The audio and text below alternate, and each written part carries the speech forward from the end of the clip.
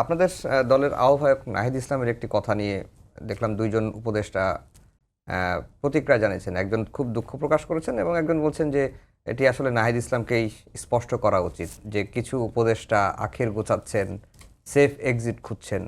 তো আপনারা এটা পরিষ্কার করছেন না কেন? কারা তারা?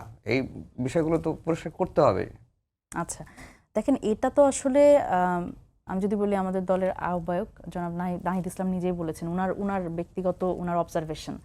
তো এটি সবচেয়ে ভালো হবে উনি যদি প্রকাশ করেন, কারণ উনার মনের মধ্যে নিশ্চয়ই অনেক বিষয় আছে। উনিও তো উপদেষ্টা মধ্যে ছিলেন। জি জি জি, এই জন্যই বলছি। দেখেন, আমাদের অবজারভেশন তো এক ধরনের এবং উনার অবজারভেশন কিন্তু আরেক ধরনের। সেটা হচ্ছে উনি একাধারে, আমি যদি বলি অভ্যুত্থানের, আমি যদি বলি যে একেবারে পোস্টার যে মানুষগুলো তাদের মধ্যে একজন। সুতরাং সেই জায়গা থেকে অভ্যুত্থানের রিপ্রেজেন্টেশন হিসেবে উনি একজন উপদেষ্টা হিসেবে উনি দায়িত্ব পালন করেছেন। সুতরাং উপদেষ্টা পরিষদে যারা আছেন তাদের সাথেও কিন্তু ওনার এক ধরনের পরিচিতি আছে এবং এরপরে উনি একটি নতুন রাজনৈতিক দলের আহ্বায়ক। সুতরাং ওনার 3টা রোল আছে।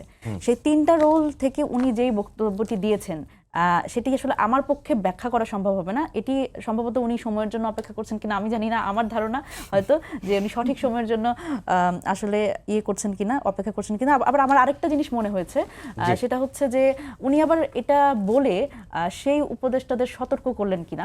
আর আমার কাছে উপদেষ্টাদের সেফ এক্সিট নিয়ে এখন আসলে আমি যদি বলি মিডিয়া পাড়ায় যেই ধরনের কথা হচ্ছে, আমরা এটা নিয়ে আরেকটা অবজারভেশন আছে। সেটা হচ্ছে যে শুধুমাত্র সেফ এক্সিট বলতে আমরা যে বলছি যে দেশের বাইরে চলে যাওয়া, এটি নাও হতে পারে। দেখেন, সেফ এক্সিস্টেন্স আমরা যদি বলি, সেটা হচ্ছে যখন আওয়ামী লীগ চলে গেল, আওয়ামী লীগ যখন পালিয়ে গেল, তার সাথে তো মানে তার আশেপাশের এমন অনেকেই কিন্তু চলে গেছে।